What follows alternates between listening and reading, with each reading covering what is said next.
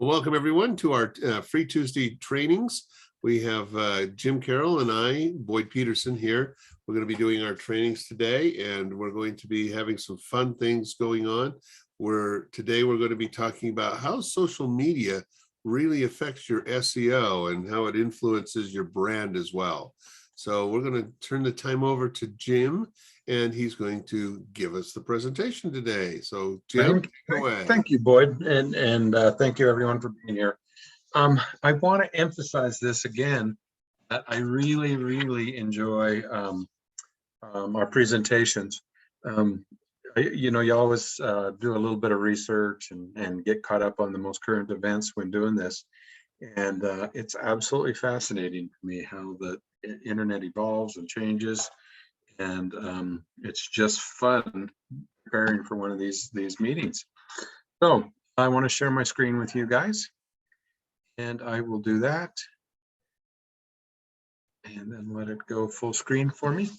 Okay, so today's presentation is specifically about how social media affects your SEO. And it was kind of fun, as I mentioned before, preparing for this presentation today. You guys know that Boyd and I swap back and forth every other week, and this one was kind of an odd one to actually get ready for. Boyd is clearly the SEO or the social media expert, and it was interesting from like an SEO perspective, look at how all of these things kind of work hand in hand. So I'm going to go ahead and start moving. So I always introduce myself with this slide. You guys know I'm a business owner. I owned a hosting company and a web design agency. That goes back almost 20 years, like 22 years now, I think, was my web design agency, and that evolved, of course, into the hosting company. And I want to tell you guys something. So after I sold the hosting company and started my SEO company, we're talking maybe 15 years ago. And I remember this pretty specifically. Well, let me go forward a little bit. This is the next slide that I always share. And this is a little bit about my life. You guys know that I have, 4,000 skydives, had a bear in my garage, moose in my driveway. Sailed it out near the Atlantic. He lived in Hawaii for a few years. Those are my books in the upper left corner. And that's kind of the thing that I wanted to mention, is that when I started the SEO company, that was about the time that, whatever it was, 12, 13 years ago, I think that Facebook was kind of coming to light. And everybody that I worked with said, "Oh, you have to get on this thing called Facebook." And I said, "Well, what is it? Why is it?" And we're really adamant about it. And one of my colleagues that was on the East Coast, he said, "Jim, you just have to simply be on it."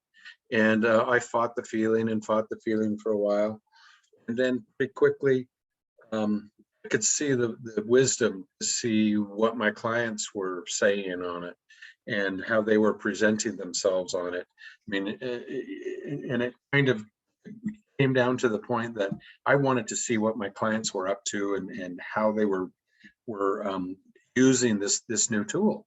And so I actually set up my first Facebook account, and it was fascinating to me to see it all happen.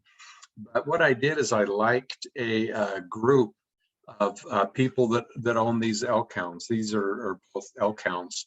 Norwegian elk hounds is the breed of dog that I have a preference for. And so I liked this elk hound group.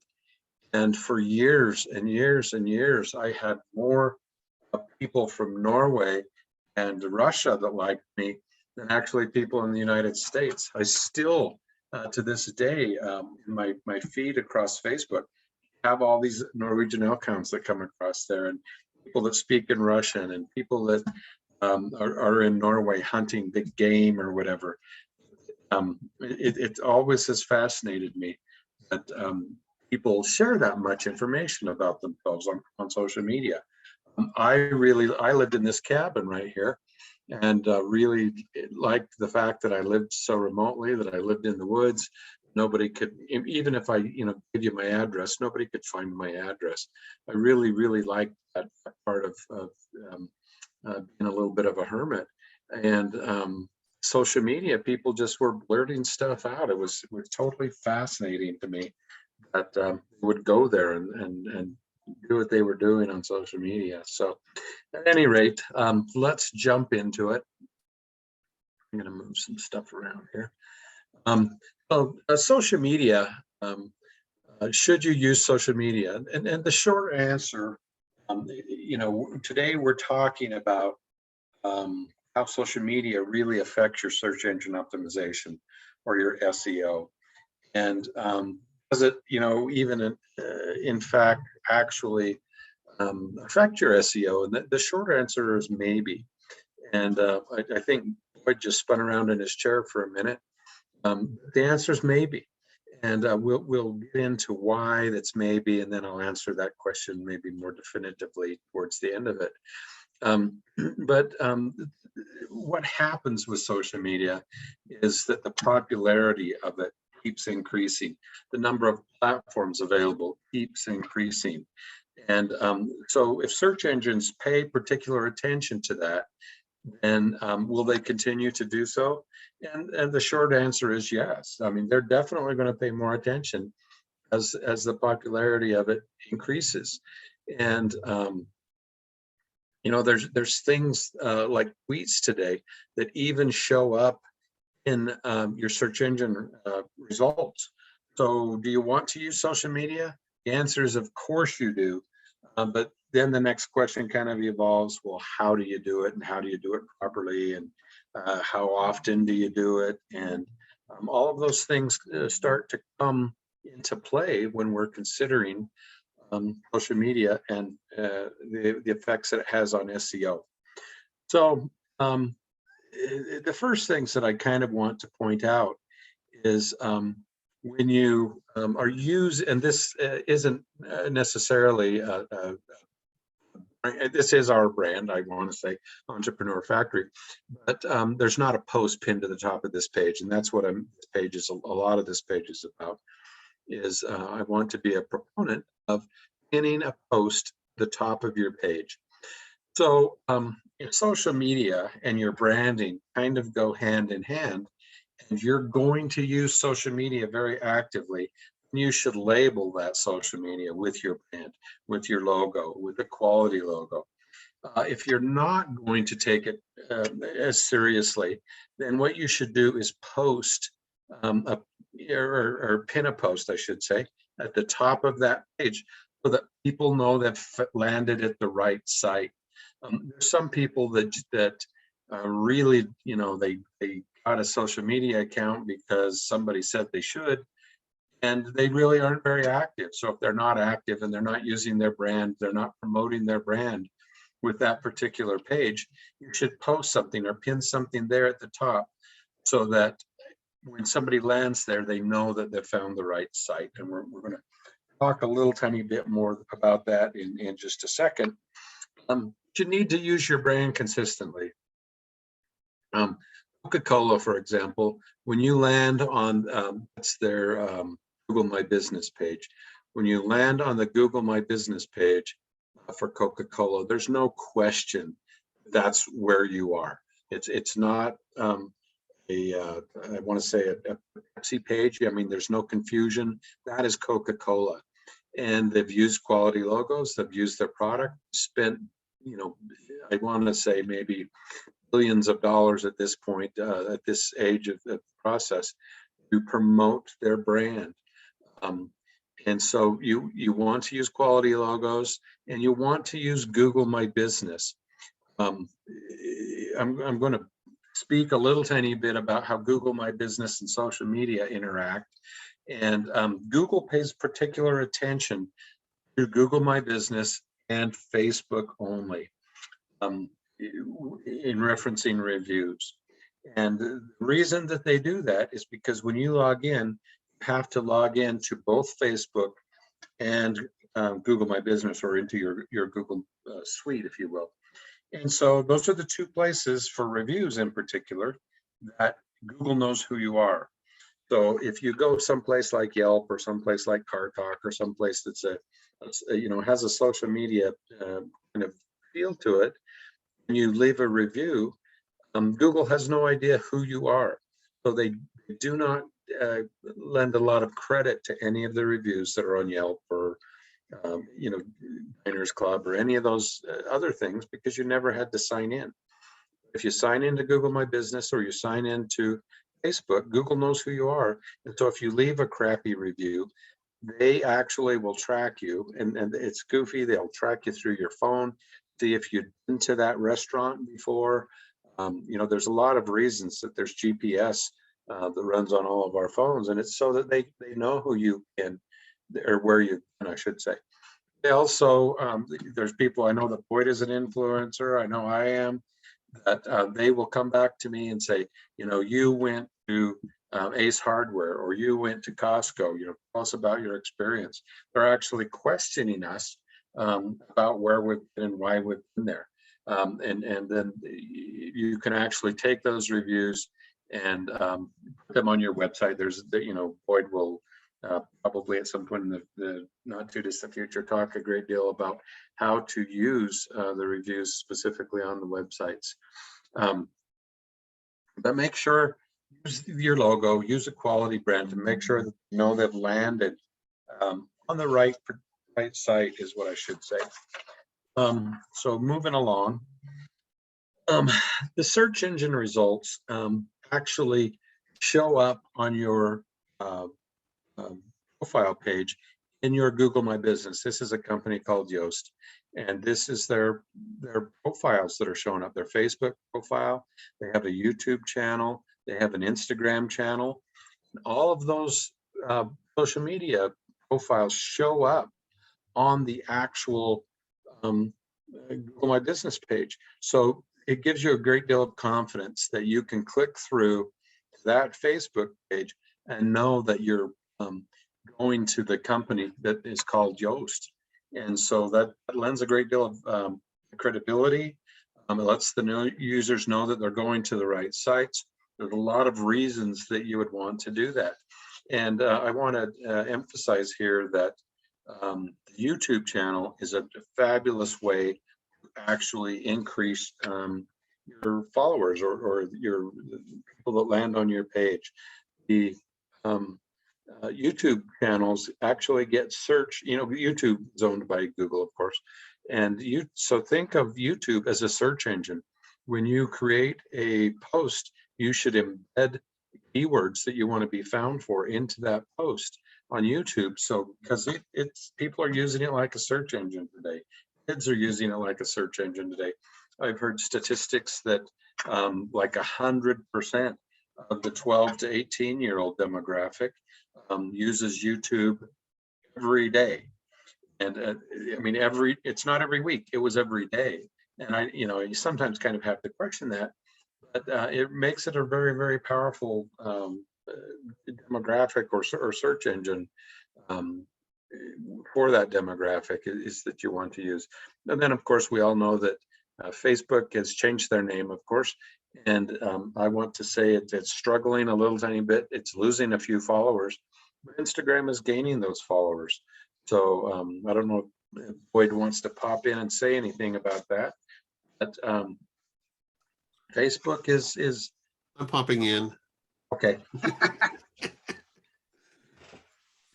It'll be interesting to see how things play out with Facebook right now, with them changing to Meta, because a lot of people don't know what that means, and they're trying to reposition themselves as doing much more with virtual reality, as well as I'm trying to think of the name of it now. The basic AI. Well, AI is big on it, but there's a lot of different things they're trying to do, and it's not yet fully developed. But they are doing a lot with the VR. They actually own Oculus and some other, and are doing some new games that they're producing. And so it'll be interesting to see how that all works. So, do you know what Meta means, Boyd? I read that a few weeks ago, and I don't remember. What is it? It's Latin for the first, or comes first. And Okay. so they changed themselves to a Latin name, which, and I guess they were the first really big social media platform, but I don't know why they would want to rebrand themselves at this point in the game. I mean, there's so much name recognition. It seems kind of silly to me. But, Well, there's a couple of analysts that have been saying that because of their negative press that they've had recently, they're losing as much as 10 to 12% of their revenue that people have been spending with them.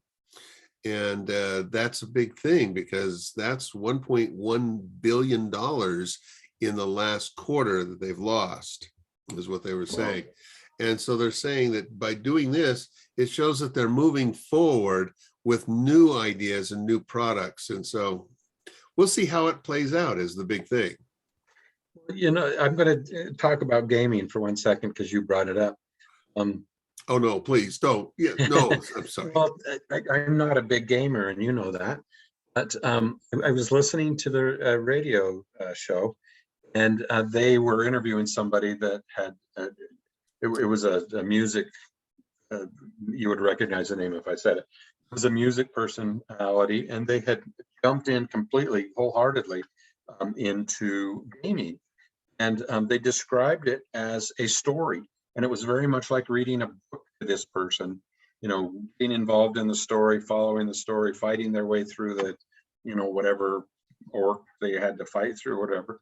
Somebody, it was more than just entertainment. This person would really look at it. So they were reading a book, which was a completely different view for me. I didn't ever really think of it that way. So it's the storyline that this person was attracted to. So anyway, It'll be interesting to see how some of these new games that are coming out, like I saw one the other day for Oculus that is a Star Trek simulation. You can actually go on missions and, make commands of people and do all kinds of things. And then there's interactive ones as well. And so if you've ever seen the movie Ready Player One, it's supposed to be similar to what that will be, is what they're hoping to develop at some point. So we'll have to see. Yeah, it'll be interesting, but I think it's intriguing that a brand like Facebook would actually rebrand themselves. This is, a little bit what I we're know. talking about. I mean, it's one of the biggest brands in the world, and to rebrand themselves to show that they're moving forward. A lot of companies they start another company that they then can merge together at some point, but this is a complete rebrand, so it'll be interesting. Yeah. We'll have to see what happens, but at any rate, pay attention to the Google console, or the Google Knowledge Console is what it's called. And when you set that up for your business, do all the things, put in your logos, put in your social media profiles, put in your address, if you have a physical address, or the number of stores that you have. You cannot discount the amount of information that exists in your Google console or your Knowledge Console. And you need to keep that current.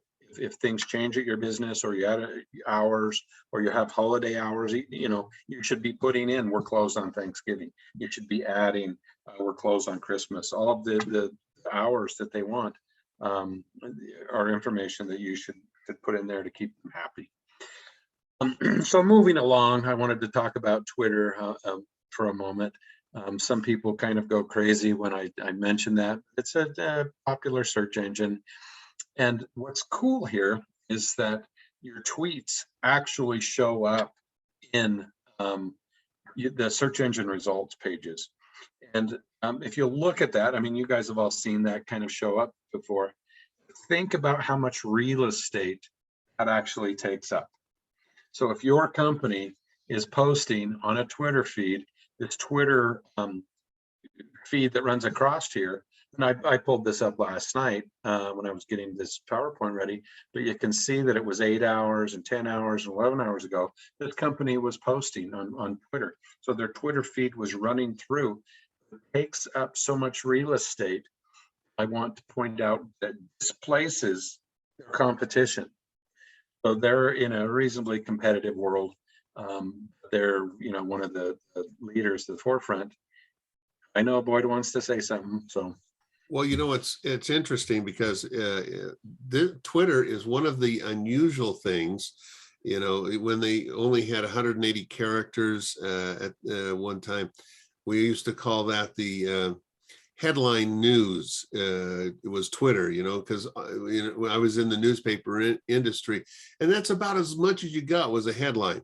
Now with over 280 characters, it's changed that a bit. But here's one of the things that I found was interesting. While on Instagram, your post is seen and can be seen up to several days later. On Facebook, it's seen usually, if it's going to be seen, it'll be seen in up to 4 hours. Twitter is 18 minutes. So when you see somebody like this, it's posting some things, the 8 hours ago, and then 10 hours ago and 11 hours ago, a lot of companies are posting every single hour to Twitter so that people get to see it. And a lot of times they're reposting the same thing or only a slight variation of it.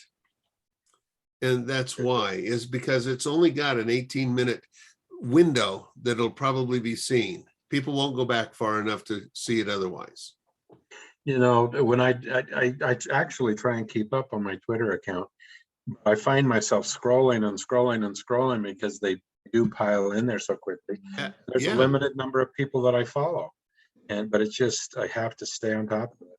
And what's really interesting is if you've got, depending on how many people you're following, and of course that allows everybody's in there. The problem is you might go through 60 of them, and that's just the last 30 minutes. Yeah. And so most people won't go that long. They won't go back 60. They'll probably go back 20 years, maybe 30. And that's why 18 minutes is the average.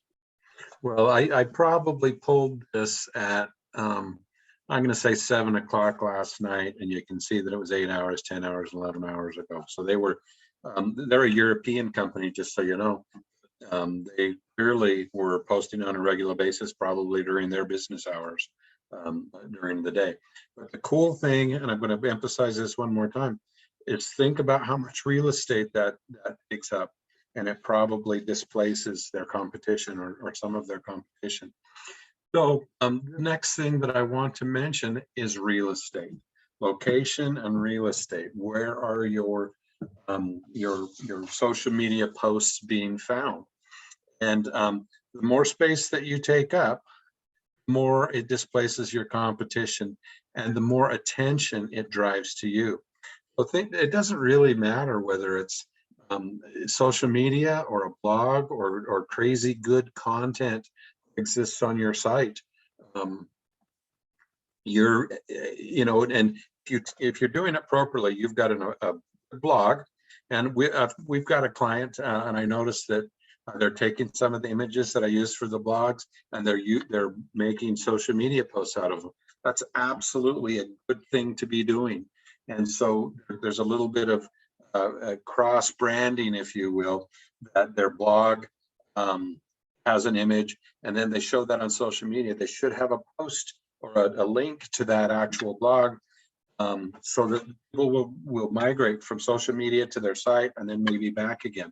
So in your blog, you should probably put a link to your social media, and then on your social media, you should put a link into that blog. You want as much cross-pollination as you can. You want to keep those people in interacting with you, is what I want to say. And then the more they interact with you, Google sees that, and Google will actually reward you for having a compelling social media post, and then driving them to your blog and having a compelling blog, and then back. And what's going to happen is the algorithm is going to see that and reward you or push you up that search engine pile a little bit, because you're cross-pollinating. And again, my social media secret is the more space you take up, and the social media secret is the more space you take up. And that'll drive more traffic to your website, and consequently, you'll make more money. So you're displacing the competition, you're driving traffic to your website, you're cross-pollinating, and at the end, it helps you make more money.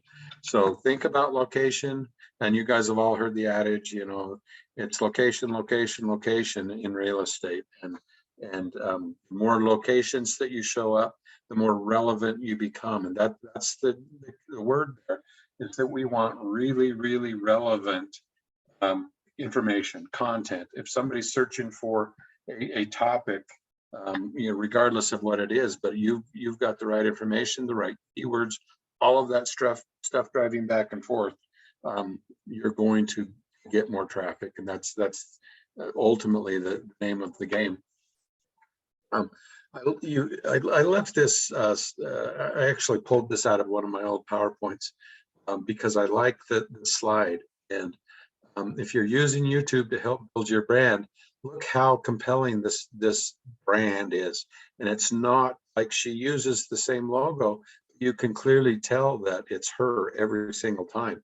She starts her videos and she posts on a regular basis. She's filling up her YouTube channel.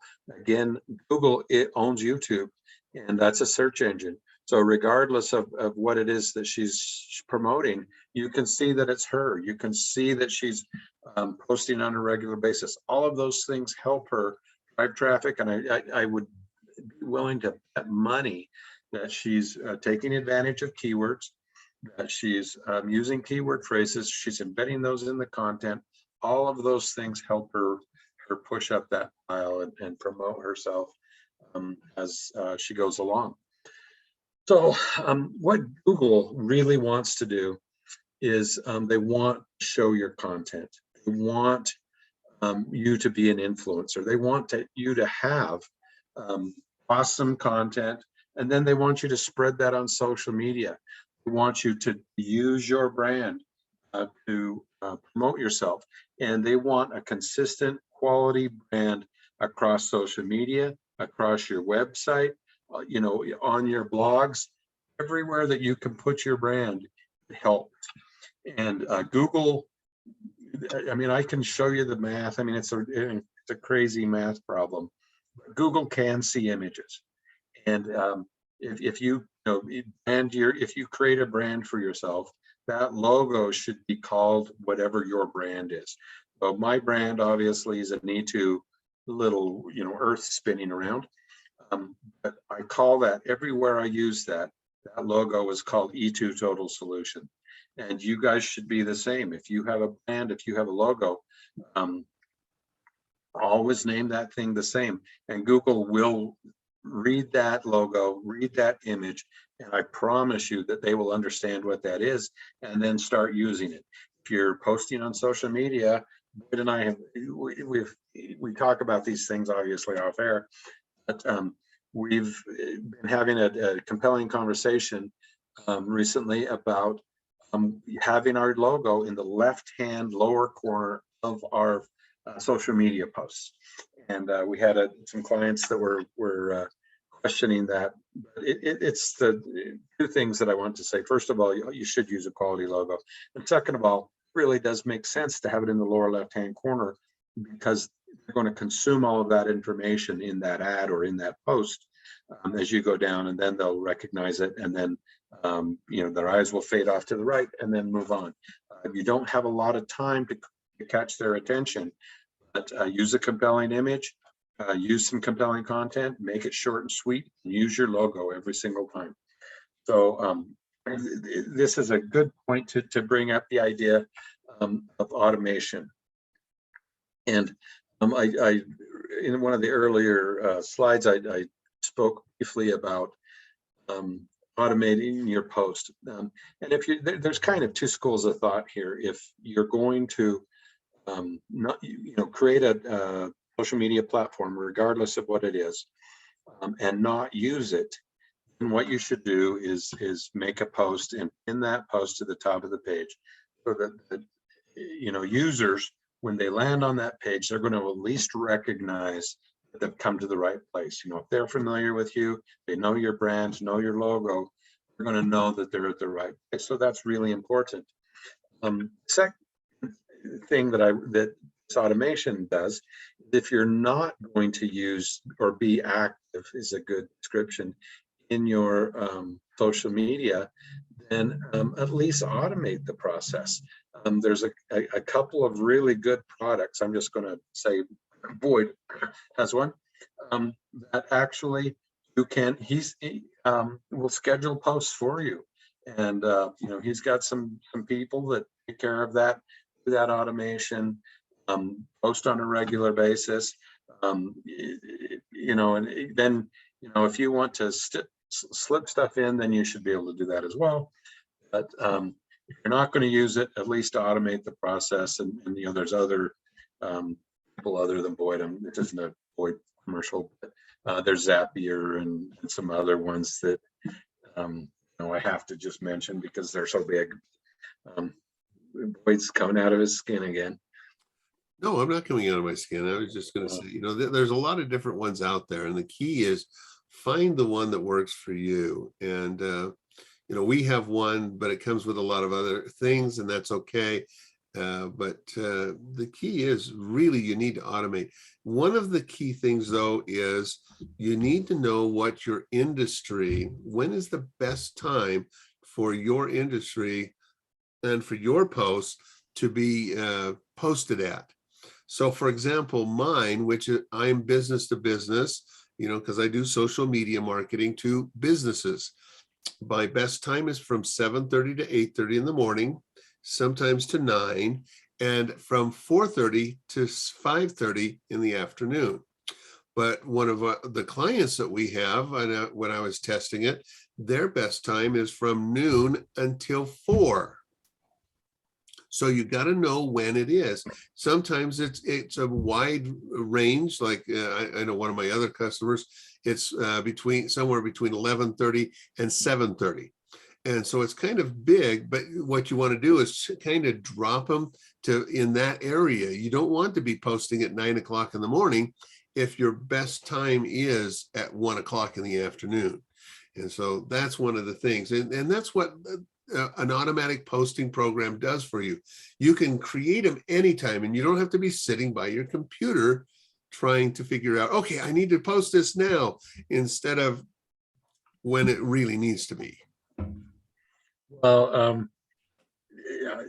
I enjoy the automation aspect of everything, and it makes it, gives me a little bit less brain damage. I got plenty of brain damage going on, but it makes it easier for me. Sit down on a Sunday afternoon or whatever and create posts for the whole week. This might make Boyd a little bit skittish, but I think I have a post every 2 hours all day long already set up on Black Friday. Good. And so that kind of leads into my next little comment there at the bottom. Activity algorithms is kind of the term there. But the more active you are, the more the algorithms that Google and all the social media, or not social media, but search engine platforms will pick up. And the more the activity they pick up, the more they see that you're active, the more they're going to present your case or present your website. I want to emphasize at this moment too, is that all the compelling stuff really happens at the website level. We use social media as and I'm not saying any one platform, but all of the platforms actually drive people to your website. And there's different platforms that are more active than others for every demographic. I'm just I don't want to belabor this point. We could do a whole show on it, but sites like Pinterest aren't all really old people that care about hobbies. And there's actually some really unique things you can do with Pinterest. I like that demographic. They do skew a little bit older. They do have a lot of money. A lot of disposable income is a way to describe it. That's the Pinterest user, a Facebook user, or an Instagram user, or a Twitter user, I guess. They all have different demographics, and not only should you adjust your times accordingly, but adjust to that demographic of the people you're trying to touch. So those are all things to consider, but you want to be known as an influencer and have worthy I don't say this often enough, but for you to show up on Google, you have to be worthy. And people always say, well, what does that mean, Jim? And you have to be worthy. You have to have quality content. You have to have relevant content. You have to be relevant. And it's easier today with as many platforms as we use to reach people and reach our demographic. You want blogs, you want quality content on the site, just normal content itself, like on your homepage or on your about the owner page, or all of those things are relevant. So pay attention, and they need to be quality stuff. It doesn't hurt the SEO. I want to say this: if you embed a few keywords in the actual content itself. So this is kind of a goofy slide, but it talks a great deal about what it takes for you to really use social media as your platform. And it's not just any one thing. It's the content on your site. It's the quality of your blogs. And blogs are the easiest way for me to put fresh content on a site. And there's a part of the Google algorithm requires fresh content. And so it's not just old stale content that never changes. It's always fresh, always new posts, always good stuff going on. That helps with your search engine optimization. So those blogs need to be keyword rich. And there's a percentage that I usually talk about. My clients needs to be at least 2% density. If you go over 3%, then Google punishes you because they think you're spamming them. It has to have a limited number of words. If it's less than 300 words, Google won't even read it. And then what's the treatment of those keywords? Are they italicized, underscored, bolded? Those all have an effect. If they have a period after them, it has less value than if you start a sentence with it. All of those things come into play with just a simple content blog. And then, of course, you have to have images that are named. I spoke earlier about making your image and making sure that if it's an E2 or logo, that it is named E2. You don't take a picture of a skier and call that image E2, because that doesn't make any sense. So make sure that all of your images are named, make sure that your blogs and your content is posted properly. And then, you can go onto the search engines like YouTube and make sure that everything's happening there. We haven't really spoken too much about liking or sharing or any of those things that you can do on social media. The number of shares actually push up your social media. So if you've got some compelling content and it's being shared a lot, it makes it be shown more, and that will actually improve your social media perspective. And so make sure that you share and you comment on other people that you like. Just cruising through our social media, or my social media, I should say, I see clients of ours, Boyd and mine, and I'm always liking them or sharing them or occasionally commenting on them. All of those things help boost them up and push them up that pile. And the further they can move up that pile, the better their social media. So, and then of course, I just stuck that HTTPS over here in the corner. But you have to have an HTTPS. I've had a couple of clients that it looked like their secure socket layer dropped off their website recently. When I went into my servers, all the SSLs were active, but were not showing. And then Google or Boyd told me that there's a problem with Chrome recently, that they weren't showing all of those that were active as active. So that's goofy. But, these are, all the popular social media platforms. Facebook and Google My Business are the best. YouTube, don't ignore it.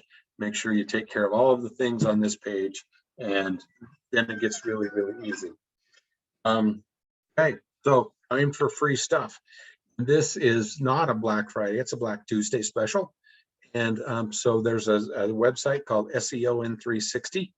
And for a limited time, probably through Monday for sure, we have an offer that is a lifetime membership for all of the products. They're a $597 value. We'll sell it for $297. If you go to bpmedia.com/SEO disc, then that's where you can find that and download it and buy it. There's over 100 products there. There's ebooks there. There are services that are offered there. So take advantage of this Black Tuesday special, if you will. And of course, look for the Black Friday specials that E2 is going to be posting. I want to say that I like this slide, and some people think it's confusing, but it's not anything more than the consistency of a drop by drop or wave by wave, that you can dig out a cave like that beach cave that's in the lower right hand corner there. So it's consistency. It's always showing the same thing. It's always branding properly. All of those things working together are how you make progress. It's not the one magic bullet that you can shoot and say, oh, my SEO is great. My social media is great. It's all of those things working together. So everybody, please, consistent across all platforms, be consistent with your website and drive cross-pollinate, if you will, drive traffic to your website from social media and vice versa with your website and social media. So it's consistency that wins the day here. And then, of course, I want to thank everybody for being here today. Don't run into the brick wall and get tied up. So, Wade, what do you think? I think that's good information. And so bottom line is, and I'm going to just give a shameless plug for social media. You want to have both your social media and your website promoting each other. On social media, you're going to be posting something hopefully every day. If you do, it's going to be better. On your website, you don't generally post something every day. It's maybe once a week, once every 2 weeks. I have some clients that post once a month. Well, by pushing them to the social media, it keeps them engaged with you, keeps you top of mind. And then when they're ready, those things on social media, bring them over to your blogs or to offers or to webinars or whatever it might be you're promoting. Then that it gives a strong way for Google to see that people are interacting with you and that you do matter to other people.